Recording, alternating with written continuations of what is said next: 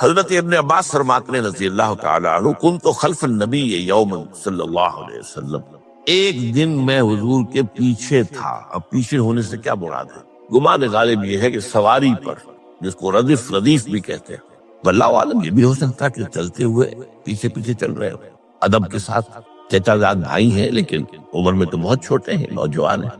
اس کیفیت میں حضور نے اب ان سے خطاب کیا، یا غلام، اے نوجوان، اے لڑکے کہا، اے لڑکے، وعلمک کلمات، میں تمہیں تلقین کرتا ہوں چند کلمات۔ اب یہ ہے حضور کا طریقہ تربیت و تعلیم و تزکیہ۔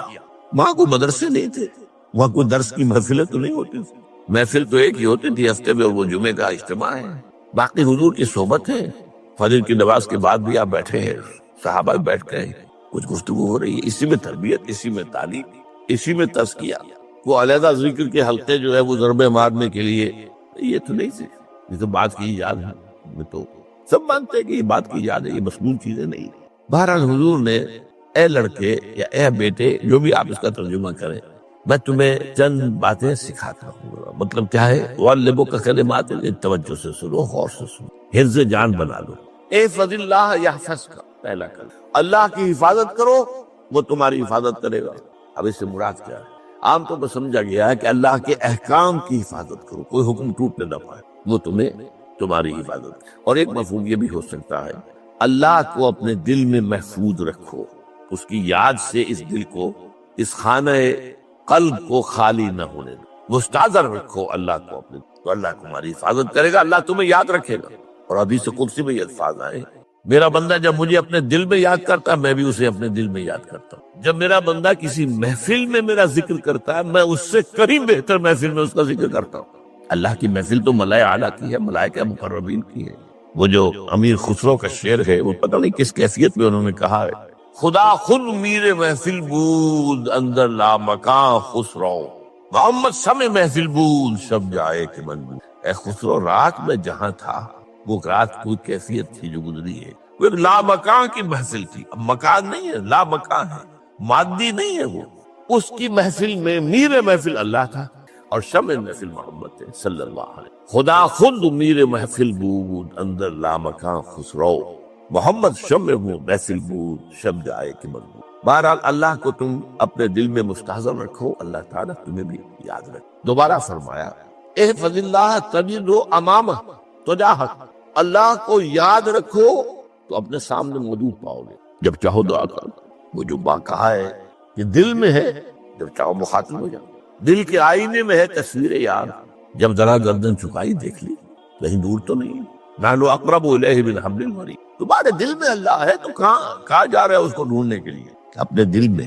وہ جو بے دل نے کہا ہے، ستم است گر حوست کشند کہ بسیر سر و سمندرا، تجھے ہنچا کم نہ دمیدہ در دل کشا بچمندرا۔ بڑے ستم کی بات ہے کہ تمہارا دل کہتا ہے چلو ذرا باغیچے میں چلو، پھولوں کی سیر کرو، یہ گلاب کا پھول ہے، یہ موتیا ہے، یہ شاید ستم است، بڑے ستم کی بات ہے۔ کیوں یہ ستم کیا ہو گیا اس میں؟ ستم است گر حوست کشند، تمہاری خواہش تمہیں کھینچتی ہے کہ بسیر سر و سمندرا، سر و سمند، ذرا ان کی سیر کرنے کے لیے آؤ۔ تجھے غنچہ کم نظر، تو خود ایک غنچہ ہے، تو خود ایک پھول، اللہ کا بنایا ہوا اشرف المخلوقات۔ وہ اشرف المخلوقات سے بڑا کوئی پھول ہو سکتا ہے؟ تجھے غنچہ کم نہ دمیدہی در دل کشا، اپنے دل کا دروازہ کھولو، بچمن ترا، اس کے اندر جو چمن آباد ہے وہ کیا ہے؟ روح۔ دل مسکن ہے قلب، قلب مسکن ہے روح کا۔ تو احفظ اللہ تجدہ امامک، یا تجاہک، اپنے سامنے موجود پاؤ گے۔ اذا سألتا فاسأل اللہ، اب آ گیا وہ مرکزی مضمون۔ دیکھو جب مانگو اللہ سے مانگو، غیر اللہ کے سامنے ہاتھ دراز کرو ہی مت۔ ایک حدیث میں آتا، یعنی حرام نہیں ہے، دنیاوی قواعد، اصول، قوانین کے تحت کسی سے مدد چاہنا، کوئی سوال کرنا حرام نہیں ہے۔ وہ تو میں نے کہا کہ اس پر اصرار آپ کریں گے تو اس میں بو پیدا ہو جائے گی، بدبو پیدا ہو جائے گی شرک کی۔ لیکن آپ اس سوال کریں، مدد لیں، اسی پر دنیا قائم ہے، ایک دوسرے کے ساتھ تعاون کے ساتھ۔ لیکن اونچا مقام کیا ہے؟ کسی سے سوال مت کرو سوائے اللہ، یہاں تک کہ جوتے باندھنے کا تسمہ تمہیں درکار ہے تو بھی کسی سے مت مانگو، اللہ سے مانگو۔ کیا پتہ اللہ کس کے دل میں ڈال دے اور وہ آ کے تمہیں تسمہ پیش کر دے۔ ہوتا ہے ایسا، بس اوقات ہوتا۔ جو اللہ کے ساتھ لو لگا کر رکھنے والے ہیں ان کے تو ایسے واقعات ہوتے ہیں کہ دل میں ایک بات آئی اور اس کے بعد وہی بات جو ہے وہ کوئی شخص آ گیا اس نے وہ بات پوری کر دی. کیونکہ لوگوں کے دل جو ہے وہ تو اللہ کی دو انگلیوں کے مابین چاہتا پھر دیتے. کیا پتہ اللہ کسی فرشتے کو انسانی شکل میں بھیج دے. کہتا ہے فرشتہ آتا ہے انسانی شکل میں آتا ہے آپ کی تکلیف کو رفع کر دے, آپ کی ضرورت کو پورا کر دے, اسی سے بات, کسی اور سے. یہ ہے توحید کا لب لباب. یوں سمجھیے اسلام کی جڑ کیا ہے؟ ایمان. اسلام کا جو خارجی نظام عمل ہے, انفرادی اعمال ہو اجتماعی ہو, ان سب کی روح رواں کیا ہے؟ ایمان. ایک بات ہوگی, ایمان کا خلاصہ لب لباب کیا ہے؟ ایمان باللہ. جیسے ایمان بالآخرہ بھی ہے, ایمان بالملائکہ ہے, ایمان بالانبیاء ہے, ایمان بالرسل ہے, ایمان بالکتب ہے, ایمان بالقدر ہے, لیکن اصل ایمان. اسی لیے ایمان مجمل میں آپ کو معلوم ہے کسی اور چیز کا ذکر نہیں. آمنت باللہ کما ہوا باسمائہ وصفاتہ وقبلت جمیع احکامہ اقرار باللسان وتصدیق بالقلب. یہ ایمان مجمل ہے. اجمالی طور پر ایمان اس کا نام ہے. ہاں مفصل تفصیلی طور پر آمنت باللہ وملائکتہ وکتبہ ورسلہ والیوم الآخر والقدر خیرہ وشرہ باللہ تعالی والبعث بعد الموت. تو اسلام کی جڑ ایمان, اور اسلام کا سارا جو نظام عمل ہے, چاہے انفرادی اعمال ہو چاہے اجتماعی, ان سب کی روح رواں ایمان. اور ایمان کا خلاصہ ایمان باللہ. اور ایمان باللہ کا اصل حاصل وہ ہے جو اس کے دو ہے تقاضے. عبادت صرف اسی کی, استعانت صرف اسی. اس لیے میں نے سورہ فاتحہ کا تذکرہ شروع میں کیا. یہ عبادت کا جوہر ہے, عبادت کا جو ہے یہ ایمان کا حاصل. عبادت صرف اس کی اور استعانت صرف اس سے. استعانت ہی میں سوال بھی آ گیا, یہ بھی مدد ہے. آپ کسی سے کچھ مدد مالی چاہ رہے ہیں یا کوئی اور مدد چاہتے ہیں, کسی کام میں مدد چاہتے ہیں, جیسے میں نے کہا تھا کہ سفارش کرانا چاہتے ہیں, بھی مدد ہے. وَإِذَا اسْتَعَنْتَ فَاسْتَعِنْ بِاللَّهِ. اور جب مدد مانگو صرف اللہ سے مانگو. اور وہ سارے الفاظ یاد کر لیجیے, استدعاء, استعانت, استغاثہ. یہ جو غوث اعظم سے استغاثہ کیا جاتا ہے یہ تو شرک ہے. استغاثہ اللہ سے, دعائی اللہ کا. اس اعتبار سے استمداد, استعانت, استدعاء, استغاثہ یہ سب اللہ. صرف عبادت صرف اللہ, ایاک نعبد, اور استعانت صرف اللہ سے. اذا سالت فاسأل اللہ واذا استعنت فاستعن باللہ وعلم. اب یہ جو آخری ٹکڑا آ رہا ہے, حدیث نمبر 4 تھی, وہ عبداللہ ابن مسعود رضی اللہ تعالیٰ عنہ, اس میں بھی مضمون جو آیا وہ یہاں پر دوبارہ آ رہا ہے. وعلم, اور اے میرے بیٹے, میرے بچے, اے عزیز, علم, جان لو, ان الامت لو اجتمعت علی ان ینفعوک بشیء. اگر سب لوگ جمع ہو کر چاہیں کہ تمہیں کسی شے کا نفع پہنچا دے, کوئی فائدہ پہنچا دے, لن ینفعوک الا بشیء قد کتبہ اللہ لک. نہیں پہنچا سکتے وہ تمہیں کوئی نفع مگر صرف وہی جو تمہارے لیے اللہ نے لکھ دی. پھر کیوں مانگو اس سے؟ یہ تو فعل عبث ہو گیا, بیکار بات ہوگی.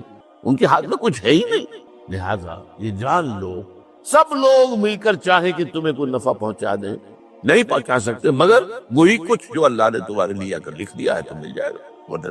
آپ اندازہ کیجئے کہ جو شخص اس سطح پر آ جائے اس میں کتنا استغنا ہوگا. کسی کے سامنے پیشانی رگڑے گا, کسی کے سامنے ہاتھ پھیلائے گا, کسی کے سامنے اپنی عزت نفس کو ہتھیلی پر رکھ کر پیش کرے گا. تم نے سوال کیا تو عزت نفس تو تم نے اس کے سامنے پیش کر دی. اب وہ چاہے تو کچھ اس کا لحاظ کر لے, چاہے تو ٹھوکر مار دے تمہاری عزت نفس. یہ وہ مقام ہے جب مانگو صرف اللہ سے, جب مدد طلب کرو صرف اللہ سے. اور جان لو اگر تمام لوگ جمع ہو کر تمہیں کوئی فائدہ پہنچا ہو جائے, نہیں پہنچا سکتے. الا بشیء قد کتب اللہ لک وان اجتمعوا علی ان یضروک بشیء لم یضروک الا بشیء قد کتب اللہ علیک. اگر سب مل کر چاہے تمہیں کوئی نقصان پہنچا دے, نہیں پہنچا سکتے مگر وہی کچھ جو اللہ نے تمہارے لیے لکھا. اب بتائیے خوف کی جڑ کٹ جائے گی کہ نہیں؟ یہ جو ایمان جو ہے یہ خوف اور حسن دونوں سے نجات دلانے والی بات ہے. جو حقیقی مومن ہے وہ اللہ کا ولی ہے, حقیقی مومن وہ اللہ کا ولی ہے. اور الا ان اولیاء اللہ لا خوف علیہم ولا هم يحزنون. یہ اولیاء اللہ کو علیحدہ مخلوق نہیں ہے, وہ ان کے سر پہ سینگ نہیں ہوتے, انسان ہی ہوتے ہیں, لیکن حقیقی معنی میں مومن. اس ان اعتبارات سے جو آج ہم پڑھ رہے ہیں, ایمان اس درجے کا پہنچ گیا تو اللہ کا ولی. اور لوگ کے لیے خوف کس بات کا, کس سے خوف کروں, اس کے ہاتھ میں کچھ ہے ہی نہیں. اور اگر کچھ اللہ نے میرے لیے لکھ دیا وہ آتا رہے گا, چاہے میں لاکھ گڑ گڑاؤں اور اس کے سامنے یہ چھوڑ دے. اگر اللہ نے لکھا وہ آیا وہ تو آئے گا, تو کاہے کو اس کے سامنے گڑ گڑانا. کاہے کو جمسائی کرنا، اور کسی کے ہاتھ میں کچھ ہے ہی نہیں، میرا خیر ہے ہی نہیں، کاہے کو خوشامد کرو اس کی۔ اور سنیے، رفعت الاقلام، دیکھو نوجوان، قلمیں اٹھا لی گئی ہیں، وجفت الصحف، اور جو رجسٹر ہیں صحیفے ان کی سیاہی خشک ہو چکی۔ یہ ہے وہ اللہ کا علم قدیم جس میں ہر شے لکھ دی گئی، اس کی قلم اٹھا لیے گئے۔ جیسے آپ کو معلوم ہے امتحان ہوتا تھا، 3 گھنٹے ختم ہو گئے، اسٹاپ رائٹنگ، بس اب قلم رک جانا چاہیے۔ وہ قلم تو تقدیر کا کاتب جو ہے وہ قلم اس کا اب اٹھا دیا گیا، اور جو صحیفے جن پر لکھا گیا ہے وہ خشک بھی ہو گئے۔ یہ تو روایت ہے جو امام ترمذی نے جس کو روایت کیا، یہ متن ان کا ہے جو ہم نے پڑھا ابھی، اور ان کا قول یہ ہے کہ یہ حدیث حسن صحیح ہے۔ لیکن یہی روایت اور انہی راوی سے عبداللہ ابن عباس سے رضی اللہ تعالیٰ عنہما اور بھی محدثین نے کی ہے، تو اس میں سے ایک اور متن جو ہے وہ یہاں پر امام نووی نے دے دیا۔ احفظ اللہ تجد امامک، یہ تو پہلا وہ ٹکڑا تھا، وقت تو جاگ تھا، یہاں امامک ہے، امام مطلب ایک ہی ہے، اپنے سامنے پاؤ گے۔ اللہ کی حفاظت کرو، اللہ کو دل میں، اللہ کی یاد کو محفوظ رکھو، گویا کہ اللہ کو مستحضر رکھو۔ ذکر اللہ کے معنی کیا ہے؟ استحضار اللہ فی القلب، یہ ذکر اللہ ہے۔ جنہیں ہم ذکر سمجھ بیٹھے ہیں وہ ذکر کے ذریعے ہے۔ اقیم الصلاۃ لذکری، نماز قائم کرو میری یاد کے لیے، نماز ذریعہ ہے یاد۔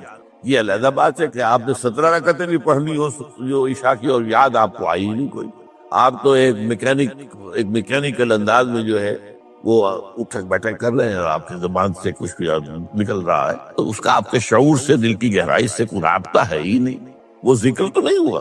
ہاں نماز فرض تھی، وہ ادا ہو گئی، کہ فرض ادا ہو گئی۔ تو جنہیں ہم نے جنہیں ذکر سمجھا وہ ذرائع ذکر، اللہ اللہ سبحان اللہ سبحان اللہ زبان سے، یہ تاکہ اس کے نتیجے میں وہ ذکر حاصل ہو جائے۔ استحضار اللہ فی القلب، ذکر کے معنی ہے استحضار اللہ فی القلب، تعرف الی اللہ فی الرخاء، اور دیکھو کشادگی کے وقت میں تم اللہ کو یاد رکھو، اللہ کی طرف رجوع کیے رہو، بھول نہ جاؤ۔ وہ نہ ہو جو کبھی کہا تھا، بہادر شاہ ظفر کے اشعار میں سے بہت زور کا شعر ہے، ظفر آدمی اس کو نہ جانیے چاہے کتنا ہی ہو فام زکا، جسے عیش میں یاد خدا نہ رہی، جسے تیش میں خوف خدا نہ۔ وہ ہے کشادگی کی حالت میں، جبکہ تمہارے لیے کشادگی ہے، اللہ کی طرف رجوع کیے رکھو۔ یعرف کا فی الشدہ، تو اللہ اپنی توجہ تم پر رکھے گا شدت کے وقت میں، جب تمہیں کوئی تکلیف، اس تکلیف کو تم پر آسان کر دے گا۔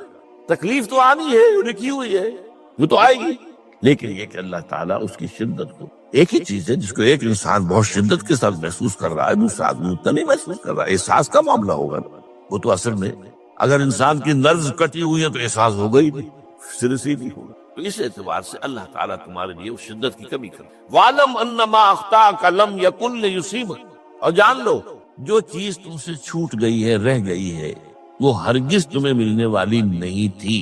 اب آپ نے کسی ملازمت کے لیے درخواست دی ہے، درخواستیں مانگی گئی ہیں، اپنی سی محنت کر لی، نہیں ملی ملازمت، اب آپ بیٹھے ہوئے افسوس میں، رنج میں، غم میں، فلاں نے یہ کر دیا، فلاں نے یہ کر دیا، وہ فلاں جو ہے بڑی تکڑی سفارش لے آیا تھا، فلاں نے رشوت دے دی۔ چھوڑو میاں اس کو، وہ تمہارے لیے نہیں تھی۔ کاہے کو اپنے ذہن کے اندر یہ کھچڑی پکا رہے ہو بیٹھے، خامخواہ آپ شاید سوء ظن میں بھی مبتلا ہو رہے ہو، کسی نے نہ رشوت دی اور آپ سمجھتے ہو کہ رشوت دی ہے اس نے۔ یہ ساری چیزیں جو ساری سیئات، ان کی جڑکٹ ہے۔ وَعْلَمْ أَنَّمَا أَخْطَأَكَ لَمْ يَكُنْ لِيُصِيبَكَ وَمَا أَصَابَكَ، جو چیز تم پر آ گئی، لَمْ يَكُنْ لِيُخْطِئَكَ، ہو ہی نہیں سکتا تھا کہ وہ تم پر نہ آ۔ یہ کر لیتا تو ہو جاتا، شاید یہ کر لیتا، میں نے ٹیکا پہلے لگوا دیا ہوتا تو یہ بات نہ ہوتی۔ بھائی وہ جو ہونا تھا وہ ہونا تھا۔ اب یہ وہ چیز ہے جس سے انسان میں کیفیت پیدا ہوتی، تسلیم و رضا۔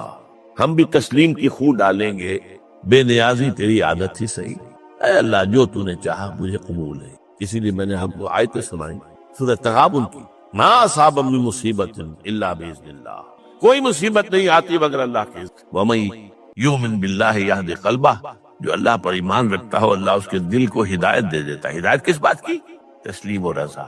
ستمش گر حوست کشد کہ سر سر و سمندرا، نہیں یہ دوسرا شعر میں پڑھنا چاہتا تھا۔ سر دوستاں سلامت کہ تو خنجر آزمائی، شبت نصیب دشمن کے شبت ہلاکت تیلت۔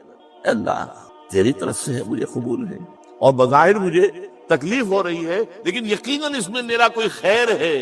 یہ دیکھل خیر، تیرے ہاتھ میں تو خیر ہی خیر ہے، جو بھی تیری طرف سے آئے۔ سر تسلیم خم ہے جو مزاج یاد ہے۔ اور یہ مضمون جو ہے زیادہ بڑے پیمانے پر سورہ حدیث میں آیا ہے ما اصاب من مصیبت فی الارض ولا فی انفسکم الا فی کتاب من قبل ان نبرأها. کوئی مصیبت نہیں آتی نہ تمہاری جانوں میں نہ زمین میں زلزلہ آ جانا، سیلاب آ جانا، کچھ اور زمین کا دھس جانا، یا یہ ہے کہ تمہاری جانوں میں کوئی بخار ہو گیا، کوئی اور تکلیف ہو گئی، اچانک معلوم ہوا کہ ثابت جو کینسر ہے، اور کینسر بھی اب 3rd stage کو پہنچ چکا. لیکن جو بھی آیا ہے وہ اللہ کے علم قدیم کی کتاب میں پہلے سے لکھا ہوا، فی کتاب من قبل ان نبرأها. یہ کتاب میں درج ہے اس سے پہلے کہ ہم اسے ظاہر کریں. اس کا نتیجہ کیا نکلنا چاہیے؟ لیکن لا تاسوا علی ما فاتکم ولا تفرحوا بما آتاکم. افسوس نہ کیا کرو جو تم سے جاتا رہے، چھوٹ جائے. کوئی عزیز فوت ہو گیا، کوئی موقع ہاتھ سے نکل گیا، ارے بھائی میں چوک گیا، بڑا موقع تھا، اب اس پر افسوس کر رہے ہیں. نہیں، جو چیز لیکن لا تاسوا علی ما فاتک ولا تفرحوا بما آتاک، جو اللہ تمہیں دے دے اس پر اتراؤ مت. وما اصابک لم یکن لیخطئک واعلم ان النصر مع الصبر. اور جان لو اللہ کی مدد صبر کے ساتھ ہے، جو آئے اس کی طرف سے جھیلو. زبان پر کلمہ شکوہ اور شکایت نہ آئے، اللہ سے شکایت، تسلیم و رضا، جو تیری رضا ہے. تیری صحت ہمیں منظور ہے، لیکن اس کو مولانا محمد علی جوہر ایک مرتبہ جیل میں گئے، ایک بیٹی بیمار ہوئی، فوت ہو گئی. اس کے بعد دوسری مرتبہ پھر جیل میں گئے، دوسری بیٹی کو وہی بیماری ہوئی. جیل میں اطلاع ملی کہ بیٹی کو یہ بیماری ہو گئی، تو خط لکھا اشعار کی شکل میں. اس کا آخری شعر یہ ہے، تیری صحت ہمیں منظور ہے لیکن اس کو نہیں منظور تو پھر ہم کو بھی منظور. ایک اور آیت جو میں نے آپ کو سنائی سورہ زمر کی آیت نمبر 53. بعض لوگوں پر کچھ مایوسی طاری ہو جاتی ہے، ہم اتنے عرصے سے گناہ کرتے چلے آ رہے ہیں، کیسے معافی، کیسے ممکن ہے، کیسے چھٹکارا ملے گا؟ ایسے لوگوں کے لیے، ان کے اطمینان کے لیے، ان کی دلجوئی کے لیے، ان کی تسلی کے لیے یہ آیت عظیم ترین آیات میں سے قرآن. اے نبی کہہ دیجئے، اے میرے وہ بندو جنہوں نے اپنی جانوں پر ظلم کیا ہے، ظلم اٹھایا ہے، زیادتی. تم اگر گناہ کرتے رہے ہو تو اپنی جان پر ظلم کیا ہے، میرا تو کچھ نہیں بگاڑا. اللہ تو غنی ہے، اس کی تو سلطنت میں کوئی کمی نہیں آتی. ایک حدیث قدسی میں الفاظ آئے ہیں، میرے بندو اگر تم سب کے سب، اولکم و آخرکم و انسکم و جنکم، تمام انس و جن اور اولین سے لے کر آخرین تک کسی بدترین انسان جیسے فاسق و فاجر ہو جائیں، سب ابلیس بن جائیں، تب بھی میری سلطنت میں کوئی کمی نہیں. اور اگر تم سب کے سب اولین و آخرین اور انس اور جن سب مل کر جو متقی ترین انسان ہو سکتا ہے ویسے بن جاؤ، ابو بکر صدیق بن جاؤ، تب بھی میری سلطنت میں کوئی اضافہ نہیں. تو اللہ تعالیٰ کا تو کچھ بگڑتا نہیں ہے. انسان گناہ کرتا ہے تو اپنا نقصان. قل یا عبادی الذین اسرفوا علی انفسہم، کہہ دیجئے اے نبی، اے میرے وہ بندو جنہوں نے اپنی جانوں پر ظلم کیا ہے، ستم کیا ہے، ظلم ڈھایا ہے، لا تقنطوا من رحمت اللہ. میں آج بعض حدیثیں اس موضوع پر آپ کو سناؤں گا، عجیب چشم کشا حدیثیں ہیں. میں نے چونکہ اس موضوع پر گفتگو کرنی تھی تو میں نے کچھ اس مرتبہ احادیث کا تفحص کیا. تو واقعہ یہ ہے کہ بعض احادیث پڑھ کر خود میری جو ہے میرے علم میں اضافہ ہوا، ادھر میری توجہ آج تک نہیں گئی تھی. لا تقنطوا من رحمت اللہ، اللہ کی رحمت سے مایوس مت. ان اللہ یغفر الذنوب جميعا، اللہ تعالیٰ تمام کے تمام گناہ معاف کرتا ہے. اللہ تعالیٰ کی قدرت ہے، اللہ کا اختیار ہے، اللہ کا فیصلہ ہے، لہذا مایوس نہ ہو، اصلاح کا. احادیث تو میں بعد میں آپ کو سناؤں گا، اس سے پہلے اس کا فلسفہ سمجھ لیجئے. اصل میں کیا دیکھیے، ایک ہے طبیعی اعمال، فزیکل، ان کا ہم دنیا میں اصول یہ دیکھتے ہیں کہ اس کے نتائج لازم اور ان سے چھٹکارا نہیں مل سکتا. آپ نے سنکھیا کھایا ہے تو مریں گے، چائے کھانے کے بعد آپ نے خودکشی کا ارادہ کیا، سنکھیا کھا لیا، اب چاہے آپ پر ندامت ہو، پشیمانی ہو، پریشانی ہو، توبہ کریں، بچنے کا کوئی سوال نہیں، مرنا ہی مرنا. اتنا یہ کہ اللہ تعالیٰ جو ہے اپنی معجزانہ کسی قدرت سے اس عمل کا جو طبعی نتیجہ ہے اس کو نکلنے سے روکو. آگ کی فطرت ہے کہ وہ جلاتی ہے، اللہ کے حکم کے تحت حضرت ابراہیم کو اس نے نہیں جلایا، یا نارو پوری بردن و سلام علی ابراہیم. لیکن یہ ہمیشہ نہیں ہوتا، یہ تو ایک دفعہ ہو گیا بس. اللہ جب چاہے اب بھی کر سکتا ہے، لیکن یہ روز روز نہیں. روز روز جو بھی فزیکل لاز ہیں وہ چل رہے ہیں، اگر وہ نہ چلے تو کوئی سائنس پاسبل ہی نہ ہو، کوئی ٹیکنالوجی ممکن ہی نہ ہو. یہ تو ان فزیکل کیمیکل لاز جو ہے ان کا دوام ہے، جس کی وجہ سے یہ ساری سائنس اور ٹیکنالوجی اب کہاں سے کہاں پہنچ رہی ہے کہ عروج آدم خاکی سے انجم سہمے جاتے ہیں کہ یہ ٹوٹا ہوا تارا کہیں وحی کا عمل نہ بن جائے. تو یہ توبہ جو ہے فزیکل اعمال میں مفید نہیں ہے. چاہے آپ پر یہ احساس میں کیا کر بیٹھا، کیا میں نے کیا، کیوں میں نے کھا لیا، یہ سن کیا، تو توبہ سب. جو اخلاقی اعمال ہے ان کا قانون یہ نہیں ہے. اخلاقی اعمال کے نتائج ختم ہو جاتے ہیں توبہ کے ساتھ. یہ ایک بہت بڑا قانون، بہت بڑا قانون. ایسا نہیں ہے کہ کسی گناہ سے انسان کی فطرت میں کوئی ایسی مستقل کجی واقع ہو جائے کہ جس کی اصلاح کی کوئی صورت ہی نہیں. بڑے سے بڑے توبہ کرو، خلوص دل سے کرو. جو اس کے اصول ہیں، جو اس کے قواعد ہیں، جو اس کے ضوابط ہیں، جو اس کی شرائط ہیں، ان کو پورا کرو. تو بڑے سے بڑے، برے سے برے اعمال. میں حدیثیں آج آپ کو سناؤں گا، حیران.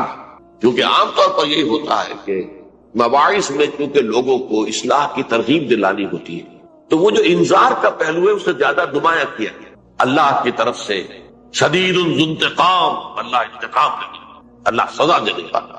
لیکن یہ دوسرا پہلو جو ہے وہ بھی اپنی جگہ پر بہت اہمیت رکھتا کہ طبیعی اعمال کے نتائج اور عواقب اور اخلاقی اعمال کے نتائج و عواقب کی ایک جیسے نہیں. اب اس معاملے میں تاریخ مذاہب عالم میں جو بہت بڑی غلطی ہوئی. تورات میں حضرت آدم اور حوا علیہ السلام سے جو غلطی اور خطا ہو گئی تھی، آپ اندازہ کیجئے کیا مقام اللہ نے عطا کیا تھا. سارے فرشتوں کو ان کے سامنے سجدہ کروا دیا تھا، اور ایک ہی حکم تو دیا تھا نا کہ اس درخت کے قریب نہ جانا. اور تو ابھی کوئی شریعت نہیں تھی، کوئی لمبے چوڑے احکام نہیں تھے. کھاؤ جہاں سے چاہو، اس ایک درخت کے پیچھے پاس بن جانا. وَلَا تَقْرَبَا هَٰذِهِ الشَّجَرَةَ فَتَكُونَا مِنَ الظَّالِمِينَ. اور وہی کام کر بیٹھے حضرت آدم اور حضرت حوا علیہ السلام. کتنا بڑا. لیکن قرآن نے وضاحت کر دی کہ آدم نے توبہ کی، اللہ نے معاف کر دی. اللہ تعالیٰ سے کلمات سیکھے، ندامت دل میں پیدا ہو گئی حضرت آدم، لیکن الفاظ نہیں تھے. کن الفاظ میں اللہ سے معافی مانگوں، اسے پتہ ہو گئی بہت بڑی غلطی ہوگی. وہ الفاظ بھی اللہ نے سکھائے. فَتَلَقَّىٰ آدَمُ مِن رَّبِّهِ كَلِمَاتٍ. یہ ہے جس میں کہ وہ علامہ اقبال کا ایک شعر ہے ان کے نوجوانی کے دور کا، جس پر میں بھول رہا ہوں کہ داغ دہلوی تھے یا کوئی اور تھے کہ جنہوں نے علامہ سے کہا تھا میاں اس عمر میں، اور یہ شعر اس بڑی محفل میں بات آئی تھی کہ موتی سمجھ کے شان کریمی نے چن لیے قطرے جو تھے میرے عرق انفعال میں. انفعال کہتے ہیں عربی میں پشیمانی، شرمندگی. اور عام طور پر جب کسی انسان پر پشیمانی اور شرمندگی طاری ہوتی ہے تو پیشانی جو ہے اس پر کچھ پسینہ سا آتا ہے. تو قطرے جو تھے میرے عرق انفعال کے موتی سمجھ کے شان کریمی نے چن لیے. اللہ کی نگاہ میں ان کی اتنی قیمت، ان کی اتنی مقت میرے بندے نے پشیمانی اختیار کی ہے اپنے اس غلط کام کے اوپر، اسے رنج اور افسوس ہو رہا ہے. تو اللہ کی نگاہ میں اس کی یہ عظمت ہے، یہ قدرت. تو اللہ تعالیٰ نے جب حضرت آدم کے دل میں وہ پشیمانی پیدا ہو گئی تو الفاظ نہیں تھے. کن الفاظ میں ہم کہتے ہیں نا کہ مجھے سمجھ نہیں آ رہا کہ میں کس منہ سے آپ سے بات کروں، میری حیثیت نہیں ہے، میں کن الفاظ میں اپنی جو ہے خطا کا اعتراف. تو اللہ نے وہ کلمات خود سے کہا دیے. فَتَلَقَّىٰ آدَمُ مِن رَّبِّهِ كَلِمَاتٍ فَتَابَ عَلَيْهِ إِنَّهُ هُوَ التَّوَّابُ الرَّحِيمُ. یہ چیز کہیں تورات جب دوبارہ مرتب ہوئی ہے تو وہ نکل گئی، اس میں رہ گئی، باقی اس میں شامل نہیں. یہ تاریخی اعتبار سے جان لیجئے تورات جو ہے وہ آج سے 2500 بلکہ 2600 برس قبل سے دنیا سے غائب ہے.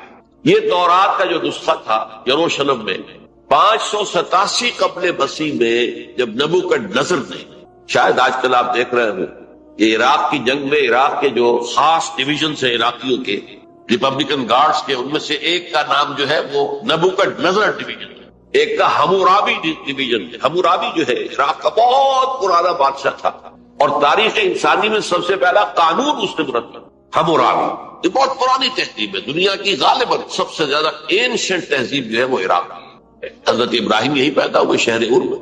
تو نبوکدنضر نے جب تباہ کیا تھا یروشلم کو، 6 لاکھ آدمیوں کو قتل کیا اور 6 لاکھ کو قیدی بنا کر لے گیا بیبیلونیا. بابل کا لفظ بھی آج کر آ رہا ہے. کسی زمانے میں وہ عظیم شہر تھا دنیا کا، وہ معمولی سا شہر رہ گیا، نئے شہر بڑھ گئے. تو اس وقت سے اس نے جب یروشلم میں جو ہیکل سلیمانی حضرت سلیمان کی بنائی ہوئی مسجد تھی اس کو جب گرایا ہے، اس کے بعد سے وہیں پر وہ نسخہ رکھا ہوا تھا. پھر دنیا میں وہ نسخہ یہودیوں کا کہنا ہے کہ موجود ہے مسجد اقصی کے نیچے. وہ جب اس نے گرایا تھا تو جو نیچے تہخانے تھے وہ نہیں گرے تھے، وہ محفوظ رہتے، اوپر ملبہ آ گیا، اور وہیں پر وہ تورات اور وہ تابوت سکینہ جس میں حضرت موسیٰ کا عصا بھی رکھا ہوا ہے اور بہت سے وہ من اور سلوہ کے بھی نمونے رکھے ہوئے ہیں، وہ تابوت سکینہ اس کا قرآن مجید میں سورہ بقرہ میں ذکر ہے، وہ بھی موجود ہے، اور جو ربائی وہاں اس وقت تھے ان کے علماء، ان کی لاشیں بھی وہاں پڑی ہوئی ہیں، وہ جب ہم کھدائی کریں گے تو دنیا میں سامنے آئیں گے۔ لیکن بہرحال اس وقت جو مجھے کہنا تھا وہ یہ کہ چونکہ اصل تورات اس وقت گم ہو گئی، 150 سال کے بعد اسے پھر یادداشتوں سے کچھ مرتب کیا گیا تو اس میں غلطیاں پیدا ہوئی، اب انسانی یادداشت کا معاملہ آ گیا۔ انہی میں سے ایک بڑی غلطی یہ ہوئی، اومیشن یہ ہوئی کہ حضرت آدم نے جو توبہ کی اور اللہ نے قبول فرما لیا، اس کا ذکر اس میں نہیں۔ اس سے نتیجہ عیسائیوں نے کیا اختیار کیا کہ وہ اوریجنل سن کہتے ہیں اسے، وہ جو ابتدائی گناہ تھا عظیم جو ہمارے جد امجد آدم سے سرزد ہوا تھا، اس گناہ کا اثر جو بھی بچہ نسل آدم میں پیدا ہوتا ہے وہ لے کر آتا ہے۔ یہ زمین و آسمان کا فرق ہے۔ اسلام کے نزدیک ہر بچہ جو پیدا ہوتا ہے وہ معصوم بلکہ مسلم ہے، کل مولود یولد علی الفطرہ، جو بھی بچہ پیدا ہوتا ہے وہ فطرت اسلام پر پیدا ہوتا ہے۔ وَأَبَوَاهُ يُهَوِّدَانِهِ أَوْ يُمَجِّسَانِهِ أَوْ يُنَصِّرَانِهِ، یہ تو والدین ہیں اس کے جو اسے مجوسی یا عیسائی یا یہودی بنا دیتے ہیں، ورنہ وہ تو مسلمان ہو، فطرت کی کلین سلیٹ لے کر آتا ہے۔ عیسائیت کہتی ہے ہر انسان جو پیدا ہوتا ہے بنیادی طور پر گناہگار ہے، اپنے جد امجد کے گناہ کا بوجھ لے کر آ رہا۔ اب اس کا علاج انہوں نے پھر کیا تجویز کیا، یہ ہے کہ ایک غلطی پر دوسری غلطی اور دوسری پر تیسری غلطی، خشت اول چون حد بیمار کا تاثریہ بھی روت دیوار کا۔ اب اللہ نے جب دیکھا آپ کو ہر بندہ جو ہے آدم کی اولاد کا بنیادی طور پر پیدائشی طور پر گناہگار ہے، تو اب کیا کیا جائے؟ تو اللہ نے اپنا اکلوتا بیٹا، صلبی بیٹا مسیح یسوع اسے زمین پر بھیجا۔ یہ الفاظ میرے ہیں کہ اسے قربانی کا بکرا بنا کر اور ان سب کی طرف سے قبول کر لیا، گناہگاروں کی طرف سے، کہ ان کے گناہ کا کفارہ ہو جائے گا جو عیسیٰ کو مانا۔ یہ عقیدہ ہے عیسائی۔ جڑ کیا ہے کہ گناہ ہو گیا تو گناہ کا اثر تو رہے گا۔ قرآن یہ کہتا نہیں، اللہ دھو دیتا، تمہاری سیرت و کردار کے اوپر بھی جو داغ ہیں دھل جائیں گے، اور تمہارے نامہ اعمال میں جو دھبے ہیں وہ بھی دھل جائیں گے۔ توبہ کرو، توبوا الی اللہ توبۃ نصوحا، کرو وہ توبہ کے جو بالکل خلوص دل کے ساتھ۔ اب میں ذرا آپ کو کچھ احادیث سنانا چاہتا ہوں۔ ایک طرح کا یہ تبشیر کا پہلو ہے آج ہماری گفتگو میں کہ جو نمایاں ہوگا۔ یہ بعض احادیث تو چھوٹی چھوٹی ہے اور یہ بہت مرتبہ میری گفتگو میں آ چکی ہے، صرف اس وقت حوالہ دے کر گزر جاؤں گا۔ یہ ترمذی اور ابن ماجہ میں حضرت انس ابن مالک رضی اللہ تعالی عنہ سے روایت ہے، حضور نے فرمایا کل بنی آدم خطاؤون وخیر الخطائین التوابون، تمام بنی آدم خطا کار ہیں، خطا کار بھی نہیں، بہت خطا کار، بہت خطا کار، لیکن ان خطا کاروں میں بہتر لوگ وہ ہیں کہ جو خوب توبہ کرتے ہیں، غلطی ہو گئی توبہ کر۔ اور ایک اور حدیث میں آپ کو بتاؤں گا کہ یہ نہیں ہے کہ پھر کبھی وہ غلطی نہ ہو، اس وقت آپ یہ لگا لیں اپنے اوپر یہ کام میں نے نہیں کرتا اور ایک دفعہ وہ کام چھوڑ دیں تو توبہ ہو گئی۔ پھر اگر کچھ عرصے کے بعد پھر کہیں آپ جذبات کی رو میں بہ گئے، پھر کہیں کوئی برے اثرات جو ہیں وہ پڑے، پھر غلطی، کوئی بات نہیں، پھر ہو گیا، تواب اسی لیے کا بار بار توبہ کرو۔ تو کل بنی آدم خطاؤون وخیر الخطائین التوابون۔ دوسری حدیث یہ بھی ابن ماجہ اور بہقی میں ہے، حضرت عبداللہ ابن مسعود رضی اللہ تعالی عنہ، التائب من الذنب کمن لا ذنب له، گناہ سے توبہ کرنے والا ایسے ہے جیسے اس نے کبھی گناہ کیا ہی نہیں۔ دھل جاتی ہے، تختی دھل گئی، بچے نے تختی لکھی تھی اس کو دھو دیا، ختم۔ ایک حدیث تو پڑھ کر میں بھی چونکا۔ یہ اصل میں اسلوب ہے بیان کا، بتانے کے لیے کہ تمہارے دلوں کے اندر مایوسی کا غلبہ نہ۔ مایوس اصل میں جو ہے مایوسی یہ ابلیسیت ہے، نوٹ کر لیجیے اس کو۔ مایوسی ابلیسیت کی کا عکس۔ مبلس کہتے کسے جو مایوس ہو گئے؟ ابلیس سب سے بڑھ کر مایوس کیا وہ ابلیس، اسے معلوم میرا چھٹکارا تو نہیں ہے، لہذا میں جتنوں کو اپنے ساتھ لے کر جہنم میں جھونک دوں یہی میری کمائی ہے، میں نے تو بچنا نہیں۔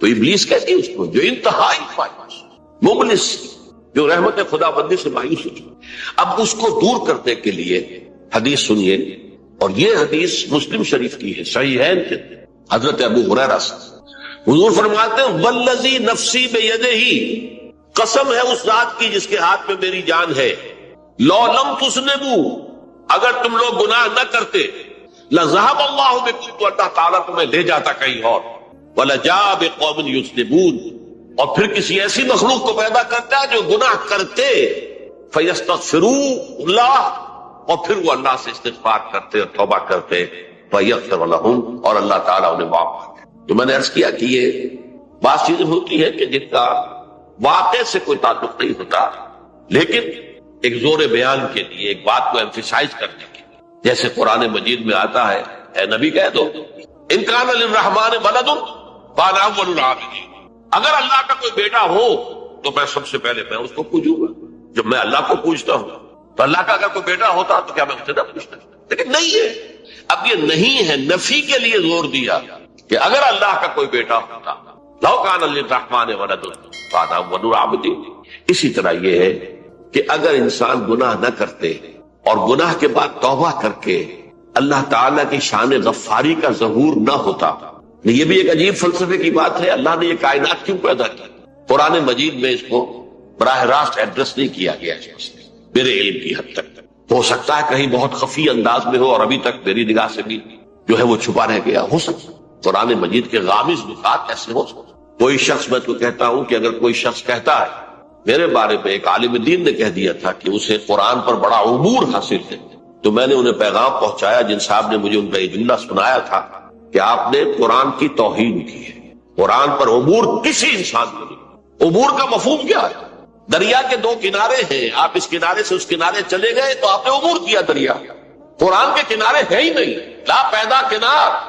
لہذا یہ کہہ دینا کسی کے بارے میں کہ قرآن مجید، اب انہوں نے تو ایک طرح سے میری تعریف کی تھی، میرے ایک ساتھی سے جملہ کہا تھا، کیونکہ وہ عزیز تھے، تو گویا کہ وہ جو میری تنظیم میں تھے ان کو خوش کرنے کے لیے کہہ دیا ہو، یا جو بھی ہو، ان کے دلی جذبات ہو سکتا ہے کہ میں نے کہا انہیں یہ پیغام پہنچا دیجیے، آپ نے قرآن کی توہین کی۔ قرآن پر عبور کسے ہو سکتا؟ نہ معلوم کتنے مقامات ہیں جہاں امام راضی بھی کھڑے ہوئے ایسے نظر آتے ہیں، دہشت زدہ، اعلم ان ھذا المقام مقام غامض مہیب عمیق، ہوشیار کے رہ پر دب تیغ قدم رہا، ہوشیار ہو جاؤ، یہ بڑا خطرناک مقام ہے، بہت مشکل مقام ہے، اس کی تہ تک پہنچنا کسی کے لیے ممکن نہیں ہے۔ سورہ حدید کی آیت هو الاول والآخر والظاہر والباطن پر یہ الفاظ ہیں جو امام راضی نے ذکر۔ تو اس لیے میں آپ سے عرض کر رہا ہوں کہ یہ کہنے کا انداز ہے، والذی نفسی بیدہ لو لم تذنبوا، اس ہستی کی قسم جس کے ہاتھ میں میری جان ہے، اگر تم گناہ نہ کرتے، تو میں عرض کر رہا تھا تو اللہ کی شان غفاری کیسے ظاہر ہوتی؟ اللہ نے کائنات کیوں پیدا کی؟ کنت کنز مخفی فاحببت ان اعرف فخلقت الخلق۔ محدثین کرام اگرچہ اس حدیث کی سند کو پختہ نہیں مانتے، لیکن اکثر مفسرین نے اس کو تسلیم کیا ہے۔ علامہ آلوسی نے تسلیم کیا کہ میں ایک چھپے ہوئے خزانے کے مانند تھا۔ اب خزانہ کہیں پڑا ہے، اس کا کیا حاصل کیا ہے؟ وہ تو کہیں کھلے، کسی کے پاس جائے، کوئی اسے فائدہ اٹھائے تب تو فائدہ ہوا نا۔ تو کن تو کنزل مخفیت، میرے اندر طاقت تھی، قوت تھی، خلاقی تھی، میری شان ساری میرے اندر ہی اندر تھی نا۔ کن تو کنزل مخفیت فاحببت ان اعرف، تو میں نے یہ چاہا کہ مجھے پہچانا جائے، فخلقت الخلق، تو میں نے خلق کی تخلیق کی، اب مجھے پہچانو اس کائنات کے ذریعے سے، یہ میری تخلیق ہے، آؤ دیکھو۔ ایک مصور اپنی تصویروں کی نمائش لگا، دیکھو میرے شاہکار، آؤ دیکھو، یہ میرے فن کے کمال کے نمونے، آؤ دیکھو۔ تو یہ ہے سب، دیکھو زمین آسمان، ان فی خلق السماوات والارض واختلاف اللیل والنہار والفلک التی تجری فی البحر بما ینفع الناس وما انزل اللہ من السماء من ماء فاحیا بہ الارض من بعد موتها۔ یہ ساری آیات ہیں محترم، اور اسی لیے انسان کو پیدا کیا جس میں یہ فیکلٹی آف اپریسیشن، اللہ کے حسن و جمال و کمال کو پہچاننے کی صلاحیت، ورنہ ظاہر بات ہے کہ یہ جمادات کیا پہچانے گے، پہاڑ کیا پہچانے گا؟ اللہ کو پہچاننے کی صلاحیت انسان۔ تو یہ چونکہ ایک فلسفہ ہے باقاعدہ، یہ اللہ نے تعالیٰ، اسی سے میں کہہ رہا ہوں اگر گناہ نہ ہوتا اور پھر توبہ نہ ہوتی اور میں اس کو معاف نہ کرتا تو میری شان غفاری کا ظہور کیسے ہوتا؟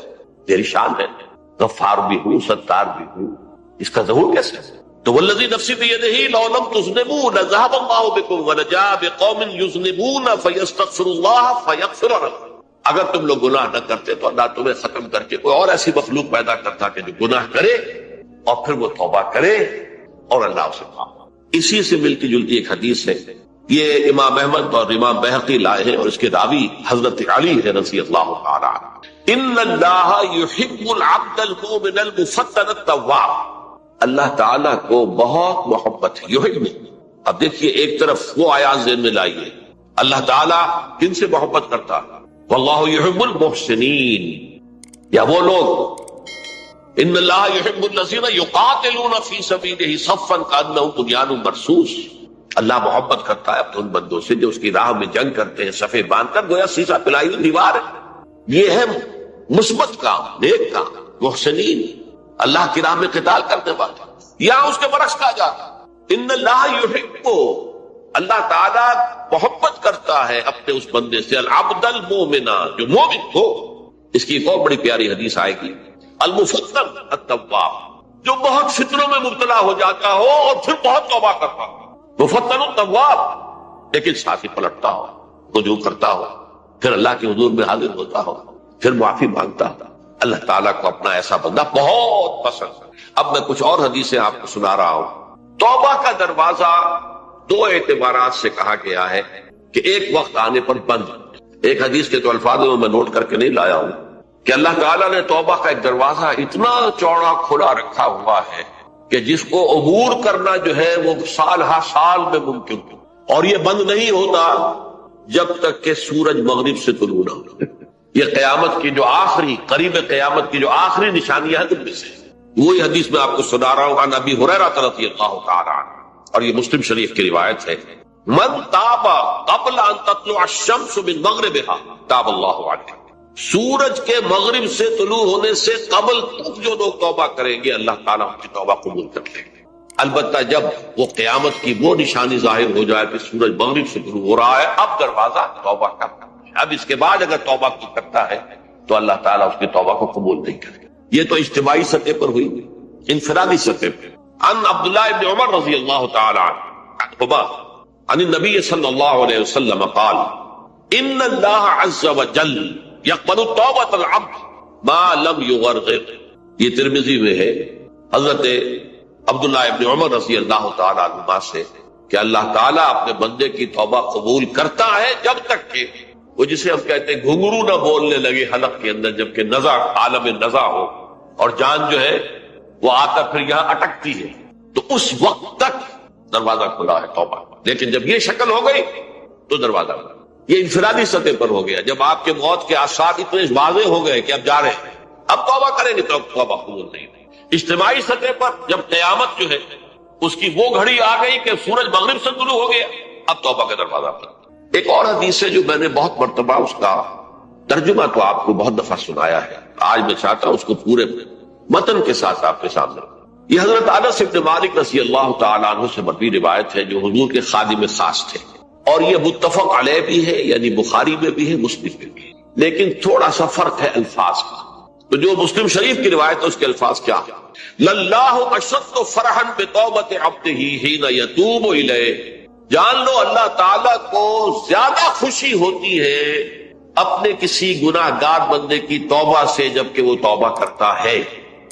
کس سے زیادہ ہوتی ہے؟ اس کی ایک تمثیل کی، من احدکم، ایک ایسے شخص سے بھی زیادہ بڑھ کر خوشی ہوتی ہے، کان علی راحلتہ بارض الفلات، کہ جو بہت ہی دور دراز کے اور سنسان علاقے میں سفر کر رہا تھا، فانتحرفت منہ، اس کی سواری جو ہے گم ہو گئی، وعلیہا طعامہ وشراب، اسی پر اس کا کھانا بھی تھا اور پانی بھی تھا، اونٹنی پر سفر کر رہا تھا، اسی پر ہوتا ہے راحلہ جو ہے راستے کا سامان۔ اچانک کہیں بیٹھا ہے تھوڑی دیر کے لیے سستانے کے لیے، کہیں اونٹ آ گئی اور اونٹنی صاحب آئی، اب آنکھ کھلی اور اس نے دیکھا، فَأَيَّسَ مِنْهُ، تلاش کر کے مایوس ہو گیا، کہیں اونٹنے کا سراغ۔ اب ظاہر بات ہے کسی صحرا میں یہ کیفیت، اس کا مطلب کیا ہے؟ یقینی موت۔ فَأَتَى شَجَرَةً فَاسْتَجَعَ فِي ظِلِّهَا وَقَدْ أَيَسَ مِنْ رَاحِلَتِهِ، تو وہ ایک درخت کے نیچے اس کے سائے میں آ کے لیٹ گیا، گویا کہ موت کی امید۔ فَبَيْنَهُمَا وَهُوَ كَذَلِكَ إِذْ هُوَ بِهَا قَائِمَةٌ عِنْدَهُ، اس کی کہیں دوبارہ آنکھ لگی ہے، جو کھولا تو دیکھتا ہے اونٹنی تو موجود ہے کھڑی ہے، تو وہ فوراً اس کی وہ جو رسی ہے وہ پکڑتا ہے فاخذ بختامها ثم قال من شدت الفرح، اب جو اسے مسرت ہوئی اس کا آپ اندازہ کر سکتے ہیں، ایک یقینی موت کا معاملہ آ چکا تھا اور اچانک اللہ تعالیٰ نے کوئی اونٹنی جو ہے وہ واپس دلا دی. تو وہ کہنا تو یہ چاہتا تھا اللہ تو میرا رب ہے، میں تیرا بندہ ہوں، لیکن جسے ہم کہتے ہیں کہ خوشی کی انتہا فرط مسرت میں ایسی زبان لڑکھڑائی، اس نے کہا اللہم انت عبدی وانا ربک، اے اللہ تو میرا بندہ ہے میں تیرا رب ہوں. یہ کہنا ہے تو یہ کیا ہے؟ فرط مسرت، جسے آپ خوشی کی انتہا کہ جس میں انسان جو ہے اتنی بڑی خطا کر بیٹھتا ہے. اللہ کو اپنے کسی گناہ گار بندے کی توبہ سے اس سے بھی زیادہ خوشی. اب ظاہر بات ہے کہ تماثیل کس لیے؟ بعض حقائق اتنے لطیف ہوتے ہیں کہ ان کو بیان نہیں کیا جا سکتا بتمام الکمال، تو مثالوں کا سہارا لیں. اللہ کو کتنی خوشی ہوتی کیا سمجھیں گے؟ لہذا یہ مثال تو سمجھ میں آ گئی نا کہ ایک لقودق صحرا میں انسان سفر کر رہا تھا، ایک ہی اونٹنی ہے، اسی پر اس کا پانی ہے، اسی پر اس کا کھانا ہے، کہیں ٹھہرا ہے تھوڑی دیر کے لیے، اونٹنی غائب، اور اس کے بعد تلاش کر کے شمال مغرب جنوب ہر طرح دیکھ لیا، اب تک کہیں اونٹنی کا سراغ نہیں.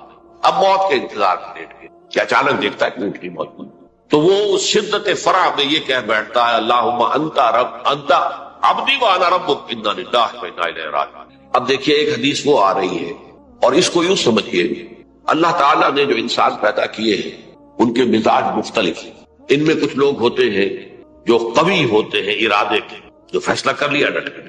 کچھ لوگوں میں وہ قوت ارادی اتنی مضبوط نہیں ہوتی، وہ ادھر ادھر سوچتے رہتے ہیں.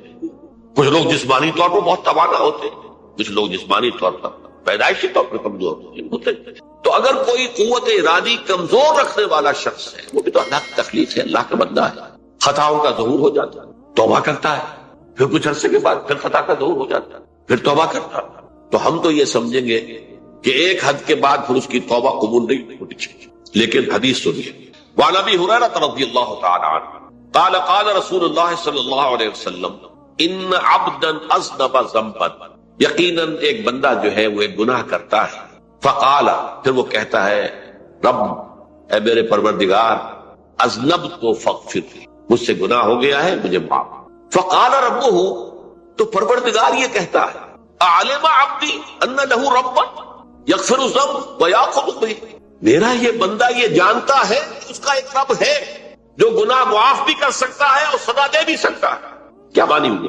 گناہ اس نے کیا ہے لیکن جانتا ہے اللہ کہ وہ معاف بھی فرما سکتا ہے، تبھی تو وہ اللہ سے معافی کی درخواست کرتا ہے. اس کے اس جاننے کی بنیاد پر، اس کے اس علم کی بنیاد پر، اس کے اس ایمان کی بنیاد پر فرمایا غفرت لعبدی، میں نے اپنے بندے کو معاف کر دیا. ثم مکث ماشاء اللہ، پھر وقت گزرا جتنا کہ اللہ نے چاہا. ثم اذنب ذنبا، پھر اس سے گناہ ہو گیا. فقال رب اذنبت ذنبا فاغفر، پھر کہتا ہے پروردگار مجھ سے گناہ ہو گیا، پھر مجھے معاف فرما دے. فقال ربہ، اللہ فرماتا ہے عالم عبدی ان لہ ربا یغفر الذنب ویأخذ بہ، میرا بندہ ہے نا جو جانتا ہے کہ اس کا ایک رب ہے، ایمان باللہ اس کے اندر ہے، تبھی تو پکار رہا ہے، اور یہ بھی جانتا ہے کہ وہ گناہ معاف بھی کر سکتا ہے اور چاہے تو پکڑ بھی سکتا ہے، سزا بھی دے سکتا ہے. تو فرمایا، اللہ تعالیٰ فرماتے ہیں میں نے فرمایا کہ میں نے معاف کیا. ثم مکث ما شاء اللہ، پھر ایک عرصہ گزرا اس کے بعد. ثم اذنب ذنبا، پھر اس نے گناہ کیا. قال رب اذنبت ذنبا آخر، اس نے کہا پروردگار میں نے تو پھر ایک وقت گناہ کر دیا، فاغفر لی، مجھے بخش دے. فقال اعلم عبدی ان لہ ربا یغفر الذنب ویأخذ بہ، میرا بندہ جانتا ہے نا کہ اس کا ایک رب ہے جسے وہ پکار رہا ہے، اور وہ جانتا ہے کہ اسے اختیار حاصل ہے کہ چاہے تو بخش دے اور چاہے تو پکڑ دے. اس کے اس علم، اس ایمان کی بنیاد پر میں نے اسے معاف کیا. ایک اور حدیث، میں نے چونکہ اس گفتگو کے لیے ان احادیث کا تفحص کیا ہے، یہ تو بہت ہیں حدیثیں، میں نے ان میں سے کچھ چنی ہے. ہمارے بعض واعظ ناصح وہ بھی کسی شخص کو روکتے رہے، برائیوں سے روکتے رہے، نہیں رکتا تو کہیں غصے میں آ کے اللہ تجھے کبھی معاف نہیں کرے گا. یہ کتنا بڑا جرم ہے، اس کا اندازہ کیجئے. اس حدیث تو میرے بندے کو میری رحمت سے مایوس کر رہا ہے، کتنا بڑا جرم ہے، اس کا اندازہ کیجئے. یہ مسلم شریف کی روایت ہے عن جندب، حضرت جندب رضی اللہ تعالی عنہ سے، ان رسول اللہ صلی اللہ علیہ وسلم حدث، کہ اللہ کے رسول صلی اللہ علیہ وسلم نے ایک واقعہ بیان کیا. ان رجلا قال، کہ ایک شخص نے یہ کہا واللہ لا یغفر اللہ لفلان، کہ خدا کی قسم اللہ تعالیٰ فلاں شخص کو کبھی معاف نہیں کرے گا۔ وَأَنَّ اللَّهَ تَعَالَى قال، اس پر اللہ تعالیٰ نے یہ فرمایا، مَنْ ذَا الَّذِي يَتَعَلَّى عَلَيَّ، یہ کون ہے جو میرے اوپر حکومت کرنے والا آ گیا، جو میری طرف سے حکم لگا رہا کہ میں کبھی معاف نہیں کروں گا۔ مَنْ ذَا الَّذِي، کون ہے وہ شخص، الَّذِي يَتَعَلَّى عَلَيَّ أَنِّي لَا أَغْفِرُ لِفُلَانٍ، کہ میں فلاں شخص کو کبھی معاف نہیں کروں گا۔ قَدْ غَفَرْتُ لِفُلَانٍ، اس کو تو میں نے معاف کر دیا۔ وَأَحْبَطْتُ عَمَلَهُ، اس شخص کے تمام اعمال میں نے ضائع کر دیے کہ تم نے میرے بندے کو مایوس کیا۔ یہ ہے جرم کی انتہا۔ تو توبہ کی دعوت دیتے رہو، توبہ کے لیے لوگوں کو آمادہ کرتے رہو، توبہ جو ہے اس کے لیے ترغیب دیتے رہو، اللہ تعالیٰ معاف فرمانے والا۔ اب آخری حدیث سنا رہا ہوں، یہ تو بہت ہی عجیب حدیث ہے اور متفق علیہ، بخاری مسلم دونوں میں۔ حضرت ابو سعید الخدری رضی اللہ تعالی عنہ جو ہے اس کے راوی، حضور نے فرمایا کانا فی من کانا قبلکم رجل قتل 99 نفسا، تم سے پہلے جو امت تھی بنی اسرائیل کہ ان کا ذکر ہے، اس میں ایک آدمی ایسا تھا جس نے 99 قتل کیے تھے۔ اب آپ اندازہ کیجئے کتنا بڑا گناہ کبیرہ ہے قتل۔ قرآن مجید میں آتا ہے وَكَأَنَّمَا قَتَلَ النَّاسَ جَمِيعًا، اگر ایک انسان کو بھی ناحق قتل کر دیا گیا تو یہ ایسی ہے گویا کہ اس نے پوری نوع انسانی کو قتل کر دیا۔ اس نے 99 قتل کیے۔ فَهَلْ لَهُ مِن تَوْبَةٍ، پھر اس کے بعد یہ ہوا کہ اس کے اندر توبہ کا جذبہ پیدا ہوا۔ فَسَأَلَ عَنْ أَعْلَمِ أَهْلِ الْأَرْضِ، تو اس نے پھر سوال کیا، لوگوں سے پوچھا کہ زمین میں رہنے والوں میں کون سب سے بڑا عالم ہے۔ وَدُلَّ عَلَى رَاهِبٍ، تو اسے بتایا گیا فلاں راہب فلاں جگہ پر ہے، وہ بہت نیک ہے، بڑا عالم ہے۔ فَأَتَاهُ، وہ اس کے پاس آیا، فَقَالَ أَنَّهُ قَتَلَ 99 نَفْسًا فَهَلْ لَهُ مِن تَوْبَةٍ، انہوں نے کہا دیکھیے راہب صاحب، میں نے 99 انسان قتل کیے، اب مجھے یہ بتائیے کہ میرے لیے توبہ کا کوئی امکان ہے؟ فَقَالَ لَا، انہوں نے کہا نہیں۔ فَقَتَلَهُ، اس نے اس کو بھی قتل کر دیا۔ فَكَمَّلَ بِهِ 100، اپنی سینچری مکمل کر لی، مطلب 99 کے بعد ایک کی کسر تھی، اس کو بھی قتل کیا، 100 پورے کر لیے۔ ثُمَّ سَأَلَ عَنْ عَالِمِ أَهْلِ الْأَرْضِ، پھر اس نے پوچھا کوئی اور کوئی بڑے عالم انسان ہو۔ فَدُلَّ عَلَى رَجُلٍ عَالِمٍ، پھر اس کی رہنمائی کی گئی ایک بڑے عالم شخص کی طرف۔ فَقَالَ إِنَّهُ قَتَلَ 100 نَفْسٍ، تو اس نے وہاں جا کر کہا کہ میں 100 انسان ہلاک کر چکا ہوں، قتل کر چکا ہوں۔ فَهَلْ لَهُ مِن تَوْبَةٍ، میرے لیے توبہ کا کوئی امکان ہے؟ فَقَالَ نَعَمْ، کیوں نہیں، 100 قتل کیے تب بھی کیا، توبہ کا راستہ دروازہ مَا لَمْ يُغَرْغِرْ، جب تک کہ وہ گھنگرو نہیں بج رہا اس وقت تک تمہارے توبہ کا دروازہ کھلا ہوا ہے۔ فرمایا نعم، وَمَن يَحْمُلُ بَيْنَهُ وَبَيْنَ التَّوْبَةِ، تمہاری توبہ کے درمیان اور تمہارے درمیان کون حائل ہو سکتا ہے، توبہ کا دروازہ کھلا ہے۔ لیکن ساتھ ہی کہا انطلق الی ارض کذا وکذا، اب تم ایسے کرو جہاں تم رہتے ہو وہاں نہ جاؤ واپس، وہاں کا ماحول اچھا نہیں ہے، معاشرہ اچھا نہیں ہے، ہو سکتا ہے کہ تم توبہ پر قائم نہ رہ سکتے، تم فلاں جگہ چلے جاؤ وہاں اچھے لوگ آباد ہیں، ان میں جا کر رہو۔ فإن بها أناسا يعبدون الله تعالی، وہاں ایسے لوگ آباد ہیں جو اللہ کی بندگی کرتے ہیں۔ فاعبد اللہ معهم، تو تم ان کے ساتھ مل کر اللہ کی بندگی اور پرستش کرو۔ ولا ترجع الى ارض، اپنی زمین کی طرف اپنے وطن میں واپس بن جاؤ۔ فإنها ارض سوء، وہ بری جگہ۔ فانطلقا، تو وہ چل پڑا، ہجرت کر رہا ہے، اس جگہ جا رہا ہے جہاں کا راہب نے بتایا تھا۔ حتی اذا نصف الطریق، جب آدھا راستہ اس نے پورا کر لیا، اتاہ الموت، موت آ گئی۔ فاختصمت فیہ ملائکۃ الرحمۃ و ملائکۃ العذاب، اب وہ جہنم کے فرشتے بھی آ گئے اس کی جان قبض کرنے کو اور جنت کے بھی آ گئے۔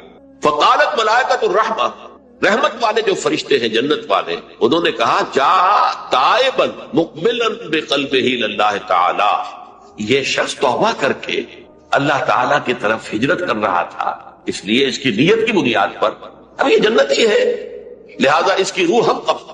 وقالت ملائکۃ العذاب، اور وہ جو عذاب والے فرشتے ہیں وہ کہیں گے انہ لم یعمل خیرا قط، تو نے توبہ کے بعد کوئی نیک عمل تو کیا ہی نہیں، تو کس بنیاد پر اس کو تم جنت پہ لے جاؤ، اس کو تو دوزخ میں جانا چاہیے۔ فاتاہ ملک فی صورت الآدمی، تو ان کے پاس اللہ نے ایک اور فرشتے کو بھیج دیا آدمی انسانی شکل کے اندر۔ فجعلوہ بینہم، تو ان فرشتوں نے کہا بھائی ہمارا فیصلہ کرا دو، اس کی روح ہم لینا چاہتے ہیں یا ہم لینا چاہتے ہیں، انہیں حکم بنا۔ فقال قیسوا ما بین الارضین فإلی ایتہما کان اقرب، کہ تم فاصلہ ناپ لو جہاں سے وہ چلا ہے اور جہاں جا رہا تھا اور یہاں اس کی موت ہو رہی ہے، تو کون سا فاصلہ زیادہ ہے؟ جب ناپا گیا، بلکہ ایک حدیث میں آتا ہے کہ اس پر اللہ نے زمین کو جو ہے حکم دے دیا، ایک طرف والی زمین تو سکڑ جا، دوسری والی جو ہے تو پھیل جا۔